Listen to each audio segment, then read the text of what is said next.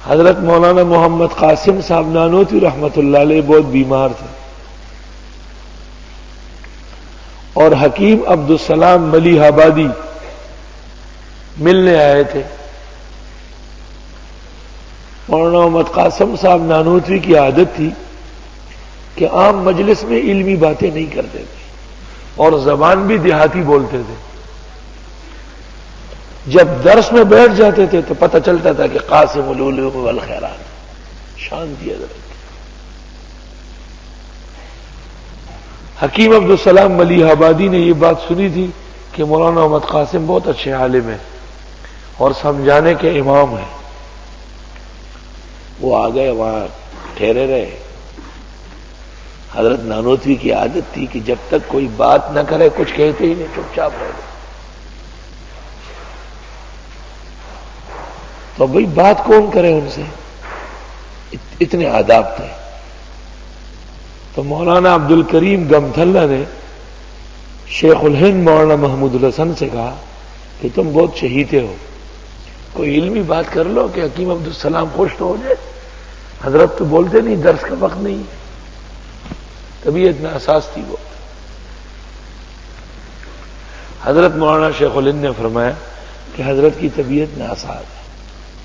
حکیم عبدالسلام خوش ہو یا نہ ہو, وہ متاثر ہو یا نہ ہو, ہم تو حضرت کو زحمت نہیں دیں گے.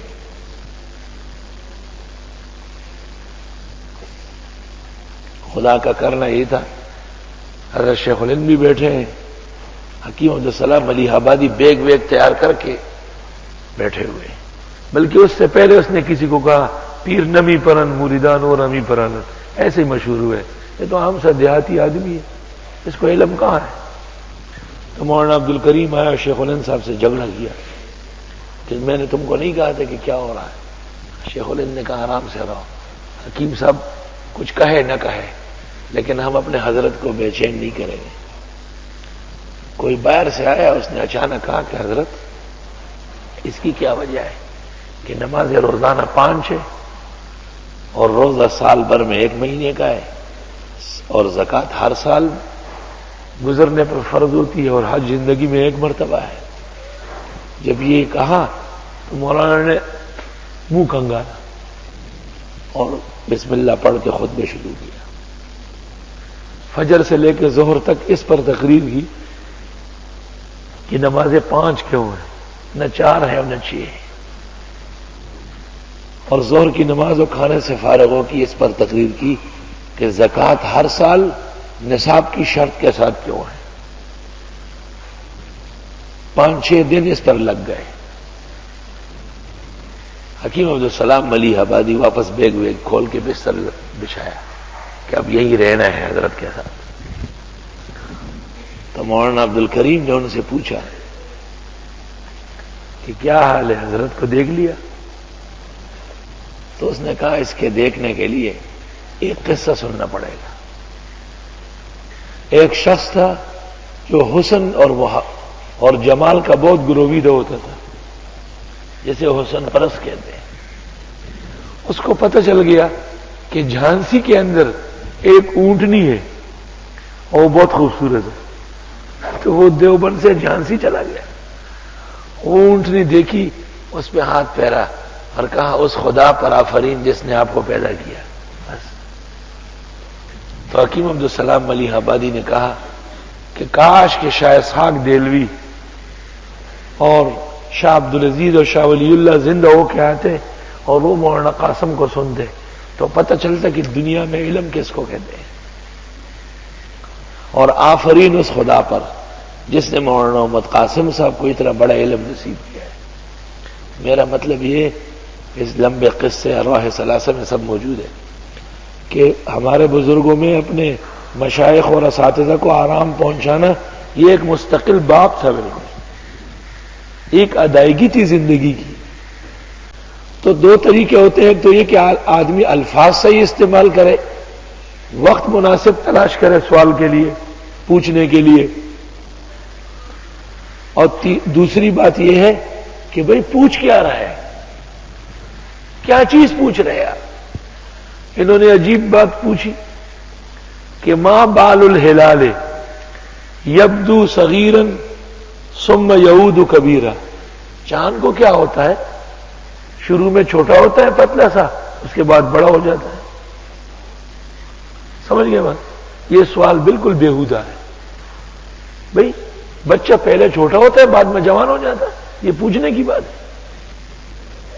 درخت کا پودا پہلے پٹا ہوتا ہے پھر اتنا بڑا درخت بن جاتے ہیں تناور. مخلوق کا تو یہی حال ہے کہ ان پہ تغیر و تبدل و زوال آتا رہتا ہے. یہ صرف ایک چاند کی کیا خصوصیت ہے؟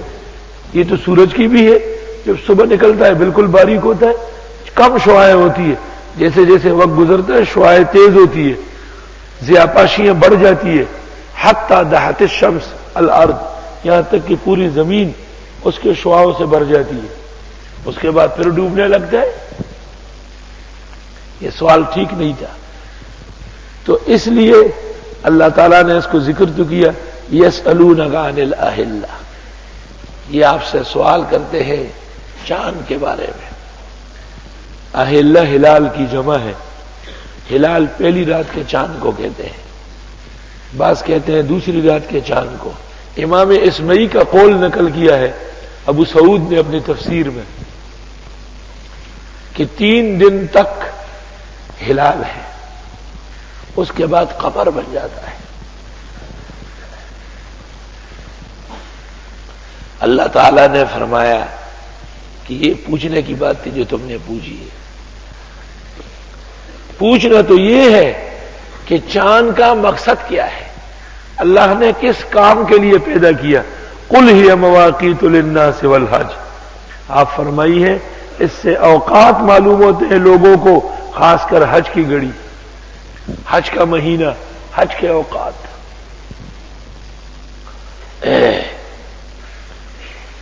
بھئی گھڑی ہاتھ پہ لگی ہوئی ہے، یہ زینت کے لیے ہے کیا؟ زینت تو مرد کے لیے منع ہے، یہ ضرورت کے لیے. تو جن فقہاء کی نظر زینت پر گئی انہوں نے ناجائز کہا، اور جن کی نظر ضرورت پر گئی انہوں نے جائز فرما دیا. اور آپ جانتے ہیں کہ فقہی جواب سوال سے بدلتا ہے. ایک شخص نے کہا کہ یہ میری بہن ہے تو آپ کہیں گے اس کے ساتھ ملنا حرام ہے. دوسرے نے کہا یہ میری بیوی ہے تو آپ کہیں گے حلال ہے. آپ کا اس سے کیا کام ہے کہ وہ کون ہے؟ آپ مفتی تو سوال پر جواب دیتا ہے. تو اس میں سب سے پہلے آداب سوال، جس کو ہم کہتے ہیں تفسیری زبان میں تسدید التساؤل. تسدید التساؤل، جب بھی پوچھنا ہوگا تول کے پوچھو، سمجھ کے پرچہ لکھو. عقیدے کی بات پوچھو، عمل کی پوچھو، کسی فائدے اور نقصان کی بات پوچھو. وَلَيْسَ الْبِرُّ بِأَنْ تَأْتُوا الْبُيُوتَ مِنْ ظُهُورِهَا، یہ کوئی نیکی نہیں ہے کہ تم آنے لگو گھروں میں پیچھے سے. جیسے انہوں نے غلط سوال کیا نا اور جواب دیا کہ چاند تو اوقات کے لیے ہے. لوگ اس سے وقت معلوم کرتے ہیں کہ بھئی آج شعبان کی 26 ہے 27 ہے، تو بھئی ہمیں پتہ چل گیا کہ 3 یا 4 دن رمضان شریف میں باقی ہے اور قرآن شریف سارا باقی ہے. خدا تعالیٰ آسان فرمائے اور توفیق نصیب فرمائے.